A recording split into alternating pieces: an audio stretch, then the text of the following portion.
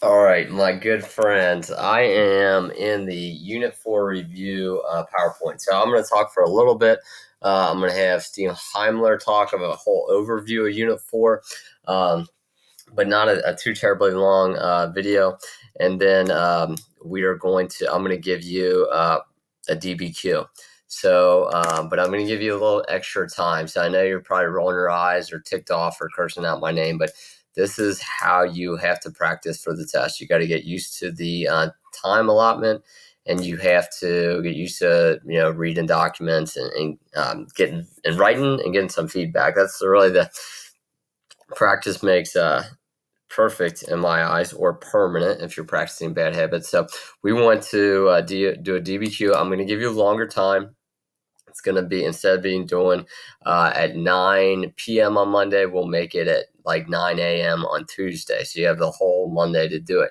But you don't act like I'm giving you a whole weekend's worth of homework. I'm giving you 45 minutes worth of homework, because you have to just write the DBQ in 45 minutes. What you get done in 45 minutes is what you need to send in to me, not spend the whole weekend and make it perfect so that, I would give you a good grade. You're just getting grades for submitting them, not for, your content. I just want to, I'd rather you,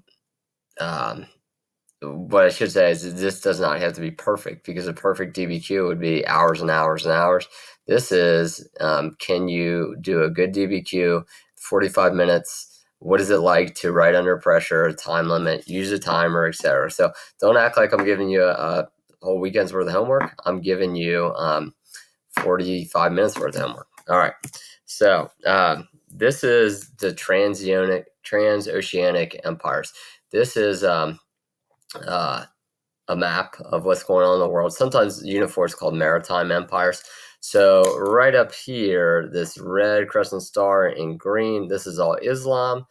These were the land-based empires. These gunpowder empires with China here. St. Petersburg was the move that Peter the Great moved the capital to St. Petersburg. And then you have Japan over here, which is his own little empire. And then we talked briefly about some of the European countries like Louis XIV and England. But this is maritime. So we're now going to see the Europeans get in on the action.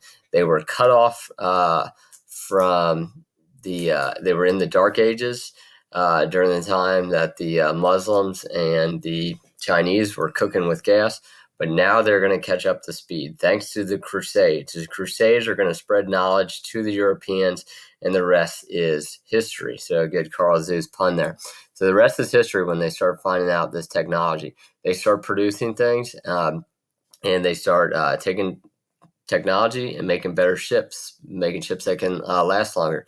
They find out about gunpowder. Their ships are going to have weapons on them. That's going to be an interesting cause and effect with the Portuguese. The Portuguese are going down the coast of Africa, going up into India. And when they get out here in the Indian Ocean traders do not, they're surprised that the Portuguese have weapons on their ships. And we always tell you that they have weapons on their ships because they don't have really anything to trade that any of these people out here. This was the trading world right here. The Europeans just got stuff from the trading world, but this was the trading world, the Indian Ocean network. So we will pick it up here with Portugal. Here, so Portugal is this little nation on the Iberian Peninsula of Spain. They're going to go all the way down the coast of Africa. Bartholomew Diaz leads the charge, but then Vasco da Gama gets all the way up into India. So they establish what is known as trading post empires, where with force they go in and they meet the local leaders at different spots, and then they try to militarily win a spot to trade. You might see a thing about the Portuguese in the Malacca Strait trying to win in the territory in the Malacca Strait. And the reason why they're hitting the seas is, one, it's a lot easier and you can carry much more goods. We know that already on the seas than you can by land. Also, they were getting tired of going through Muslim territory. This is all Muslim territory. So why not make their way into like the Chinese markets, the spice markets, Malacca Strait.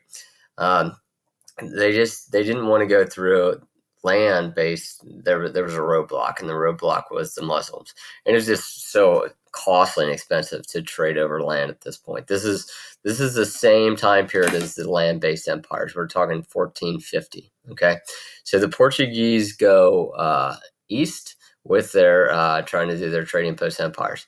The Spaniards, this is going to be, they're the two first off, the leadoff hitters in the age of exploration. The Spanish, led by Christopher Columbus, who's an Italian, 1492, he gets funded to go west. He convinces Queen Isabella and Ferdinand, the same monarchs who are parents to Henry VIII's first wife, Catherine of Aragon. They pay Columbus to go to this new world. Then there's where the term Indies come from, the West Indies. He really believed that he had landed in the Indies. He lies to himself over and over, and then it's finally realized that, hey, this isn't India. But he tells the king and queen that, hey, on my next voyages, we will be able to get gold out of this. And that's not really the case. There's not gold. There's going to be like silver down here in Potosi. We'll talk about that in a little bit. But Christopher Columbus, I wouldn't really call him a failure. He just, and I would say air quotes, discovered new land. But he, what he did was he started opening up these markets. There's going to be irreconcilable, damages that occur because of Columbus. He wasn't a slave trader, but slavery is going to happen because of the great dying over here, where they can't put the Indians to work, so they have to go over here to Africa to get slaves. But there are some good things that happen because of the Spanish coming over here, particularly the Columbian Exchange. We looked at a source about the Columbian Exchange, and I'll probably in this ed puzzle put a picture of the Columbian Exchange. A lot of good stuff, but the bad stuff about the Columbian Exchange is slaves going from Africa to the Americas, and then also the diseases going from Europe and Africa to the Indians. The Africans were primarily left out of what was called the Great Dying, which is a great piece of outside evidence. They were left out of the Great Dying because the Africans had already traded with everyone out here. So the Europeans had gone through the Black Death as well. So all these guys are known entities, although they didn't know until like Portugal did this, how far Africa went down. This is what the world looked like in 1452. Find the right date there. The Fra Mauro map showed the world and what it looked like. So don't put on the test that Christopher Columbus discovered that the world was round. That's incorrect. They knew that. So that's one thing to don't put on the test. But you can talk about how the Fra Mauro map showed that what the world thought existed actually was not the case. And the discovery of the Americas was, you can make an argument, the most important discovery of all time. So you could say Christopher Columbus, what he discovered was the most important discovery of all time. Now, somebody would have surely come after Columbus. Also, when we look at this part of the world right here, we're talking the Indian empires. The two Indian empires that we talk about are the Aztecs up here and the Incas down here. I don't think in this time period you're going to hear anything about North American Indians, unless there's like a resistance movement essay or document about how some Native Americans in the United States resisted colonization. But you will be talking about, if you get a source, it will be either from the Aztecs or for the Incas. Okay, so read your review about the Aztecs and the Incas. Another thing that's going to be like another cultural movement from the Europeans over to this quote unquote new world is Christianity.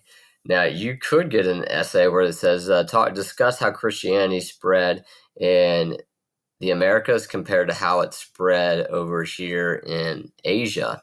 And the Asians did not like Christianity. And in Japan, Portuguese missionaries got their heads chopped off. A group of missionaries go to talk to the shogun, and they promptly get their heads cut off. In China, they start saying that the Catholics are crazy and like practice voodoo because they said they're, the healing stories of Jesus Christ, and they say, we're men of science and this is just ridiculous.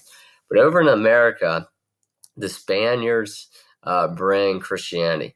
This is also not an argument that you should make. You should not make the argument that that thankfully they brought Christianity and it saved the Amerindians. That is not a good argument to make. The readers will not be down with that argument because they brought Christianity. In some ways, it did bring good things, but they were doing it because the white man's burden. The heathen natives were practicing this witchcraft. The Aztecs down here in Tenochtitlan were cutting people's heads off and ripping out hearts. So they brought their religion because these people were heathens and devil worshippers, and they just totally wrecked their culture. And so much so in Tenochtitlan, they destroyed the pyramids and used the stones of the pyramids to start the Mexico City's cathedral. So and they are violent. There's going to be an inquisition over here, and if you are caught still worshiping your old religion, just because you're worshiping your old religion that you grew up with, you could be put to death. You could be executed. So it's not a good argument to make that they saved the Amerindians from themselves in terms of religion. You can, however, say like maybe the missionaries did set up convents and they set up schools and they set up hospitals and they did a lot of good things and they had everlasting impacts because primarily this whole entire region is Christian / Catholic. There's a few pockets of immigrants from like India and China that might be Buddhist, but there's very few Muslims down here in South America, very few any other religions other than Christianity. So the Age of Exploration starts with these two nations. I know I'm just using a map and I'm rambling, but just kind of giving you a lot of facts, and that's what I can do with Ed Puzzles. I can stop it and put in notes. Some other famous people in the Age of Exploration or maritime empires. We know about Zhang He. Zhang He was a mariner from the Ming with an M dynasty. He was the guy. You can even make an argument that if Zhang He if his explorations would have kept on going, then he would, like his eighth voyage, China would still be the rulers of the world today. But China became isolationists after the Ming dynasty, and they worried about their northern borders instead of the frontier out of the sea. And when they go home, that leaves the door open for the Europeans. Later on in this unit, you'll find more about the British and the French coming over. The Netherlands and the Dutch kind of team up with the British over here in the scramble for India. And we remember from the land-based empires that the Mughal Empire had some problems with the religious toleration between Hindus and Muslims. And because of their internal fighting, it just made it perfect for the British and the Dutch to come in. The Dutch and the British East India companies were private companies that exploited the resources of India. So the Age of Exploration, Unit 4, shows the Europeans coming onto the stage, and they enter with a bang or with a sword or with a cannon, so to speak. They're not tiptoeing into the world. They're saying, we have been behind the game, and guess what, boys and girls? We're catching up on the fast track. Thanks to your gunpowder and our swords and our knives, we are going to disrupt this pretty harmonious trade network in India, and we are going to just flip these two societies upside down until they're totally eliminated. And they literally eliminate the majority of the people in these two Indian empires. Cortez does it up here, Pizarro does it down here. The Incas will fall, the Aztecs will fall, and the rest, as they say, is history. The 13 colonies will start from here, and because of manifest destiny, the United States of America will go from coast to coast. So this is a pretty fun unit to talk about. I'm going to stop there and let Steve Heimler finish me out here, and then I'll talk about your DBQ. this Ultimate Review packet, you will find reviews for all units of AP World History. You'll find practice multiple choice questions for every unit, essential questions about the most important material in the curriculum, and 2 full AP style practice tests. I put a lot of hard work in it to make sure you get an A in your class and a 5 on your exam in May, so if you need some review help, I highly recommend going to get it. Link in the description below. Alright, Unit 4. The main theme of this unit is the transoceanic interconnections that occurred in the world from 1450 to 1750. Alright, if you have no idea what that means, let me try to strip all the AP speak off of it and explain it up real nice. This unit is all about the development and expansion of sea-based empires, also known as maritime empires. And the leading player in this new kind of empire was Europe, and that's kind of a big deal because up to this point in world history, Europe is kind of behind everybody else in terms of economics and empire building. But during this period, Europeans assumed a primary place on the world stage as an imperial power to be reckoned with. Now, how did they do that? Well, the first answer is the advancement of technology, especially maritime technology. One advance was the creation of new kinds of ships, like the flute, the caravel, and the carrack. The what, and the what? The flute,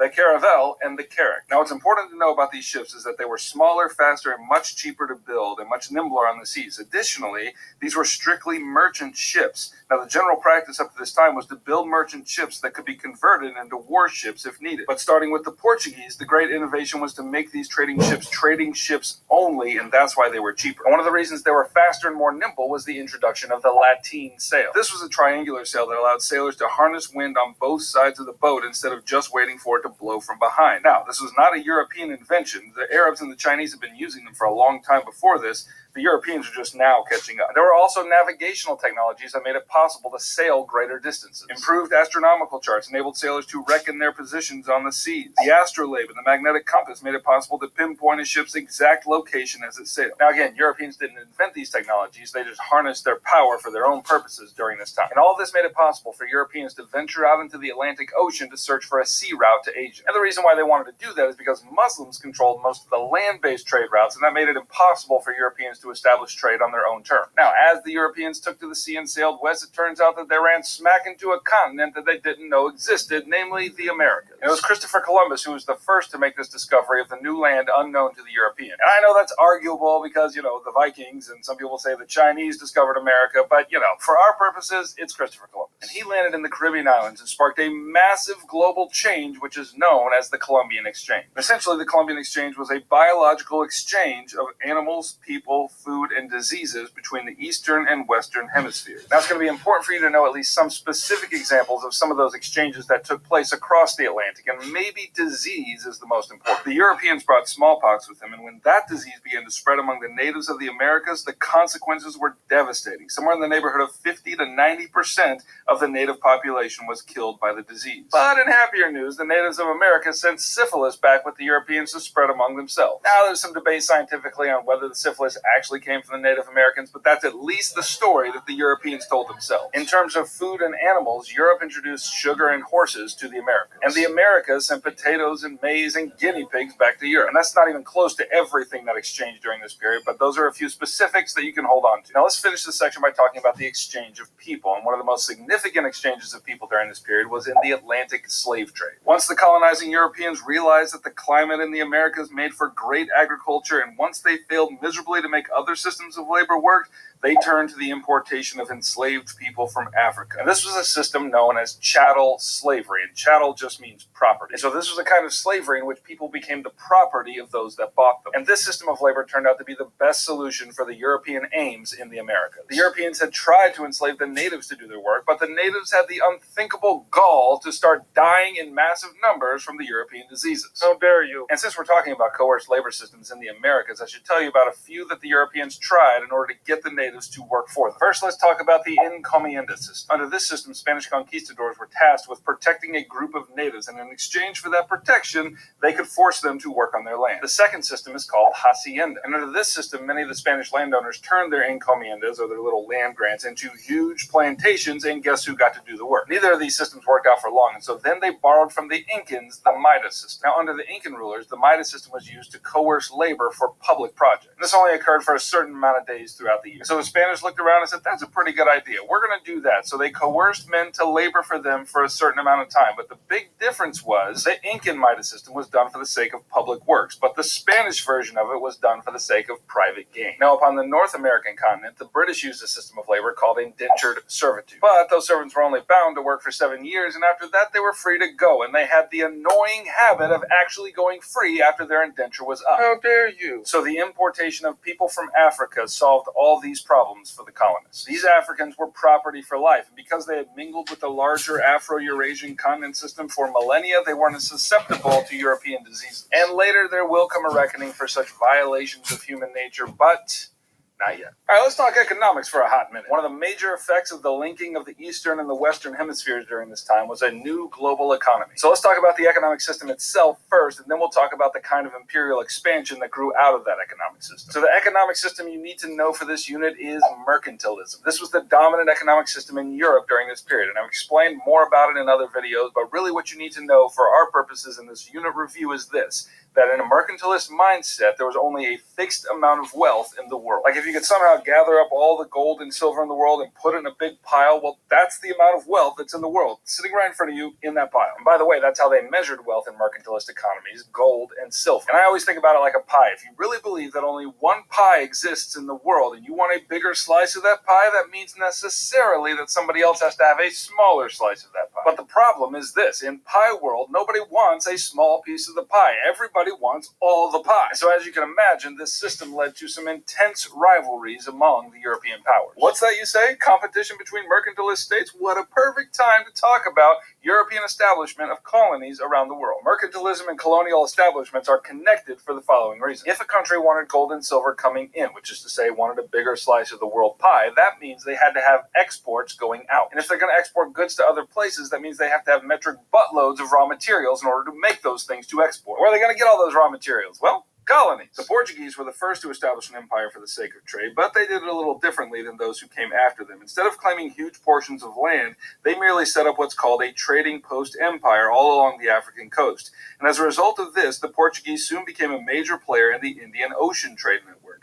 But eventually, the Portuguese did establish more than trading posts, and the most significant example of this is their colony in Brazil. Now, not to be outdone by the Portuguese, the French and the British and the Dutch and the Spanish all rushed out to establish empires in the Americas. And the details of these overseas empires aren't as important, but what is important to know is that these colonies existed to serve the mother country. And that is the mercantilist mindset. Now, I should mention here who is paying for all of this exploration and colonization. Well, in general, it was the states who were paying for it. But the British and the Dutch innovated on this count and created a new way to fund these ventures, namely joint stock companies. This was a way to fund exploration among private investors who shared the financial burden of that exploration and colonization among themselves. And the reason why they would take such a risk is because if the mission succeeded, then they would share in the fabulous wealth of the colony. Now, the last thing I'll mention is the social changes that occurred when the Eastern and the Western hemispheres were united. And there were upsets all over the world to social hierarchies, but maybe the most significant change in social hierarchy was in the Americas. With the introduction of Europeans into the Americas, a completely new social hierarchy was established. It's called the Caste System, and it was a new way of organizing the layers of society based on ancestry and race. At the top of the system were the Peninsulares, which were those who were born in Europe. Below them were the Criollos, or the Creoles, which were Europeans, but like B-grade Europeans because they were born in the Americas. Below both of them were the Castas, which was a cascading mashup of natives and Africans. With the Castas, a further hierarchy was established. First was the Mestizos, who were of mixed European and indigenous ancestry. Second were the Mulattoes, which were the mixed European and African ancestry. Third were the Zambos, which were the mixed indigenous and African ancestry folks. And at the bottom of all were the indigenous people and the African people themselves. Okay, so that's what you need to know for Unit 4 of AP World History. Now, I've gone very quickly over a lot of information. In some cases, I've been very... as part of a larger... Okay, so this guy, we watched him in class. He's got a really good website. He has a lot of good videos that I necessarily won't make like mandatory to watch, but he has a good video about like what would get a 2 out of 10 on an essay and what would get a 5 out of 10 and what would get a 10 out of 10. So he talks a lot about how you source things, how you use outside evidence, how to set up your DBQ or thesis, etc., etc., etc. So again, I'm going to post this Unit 4 DBQ I want you to do it after you feel like you've read over this PowerPoint. You've read over that first outline that I submitted about Unit 4, and you feel like you can, you know, read read some sources and respond to the prompt. So read the whole prompt, see what they're telling you to do, answer the whole part of the prompt. If they ask you to do plural things, then make sure you give more than one piece of evidence, etc. So just some tips is a lot of the times if a source is going to be describing some bad European behavior, okay? So there won't be many flattering sources talking about how great the Europeans are, even in the Americas or even over here in the Indians, okay? So this is the start of Unit 4. Again, I know I'm asking you to do something that necessarily wouldn't do 2 back-to-back essays a week. Again, if you're stressed out about it, if you feel like you don't have time, submit what you can, but you got to know that this should help you prepare for the test. And I know it's a big sacrifice you got to make, but we'll make this due Tuesday at 9 a.m. instead of Monday at 9 p.m. So if you feel like, hey, I have too much stuff going on, you can always send me an email. I'm pretty flexible, and honestly, you're all going to get a good grade for the most part this quarter and this whole course, the way things shaped out. So don't freak out about the grade. I just want to help you. So if you work all weekend, I know some of you guys are picking up a lot of shifts, and Mr. Davis, I have other things, I just can't get it done in the way I want to do my best on it, then just send me an email, and I won't expect it that early. But I really love getting them because I love giving you some feedback, and I love seeing improvement. I'm really excited to see the improvement from your first one last week to this one this week. So take care. Again, I'm reasonable. I know online learning can kind of stink sometimes. Send me an email if you have concerns, and I'd be happy to discuss things with you, give you leeway here or there. But I really want to see us do some awesome stuff here. So take care.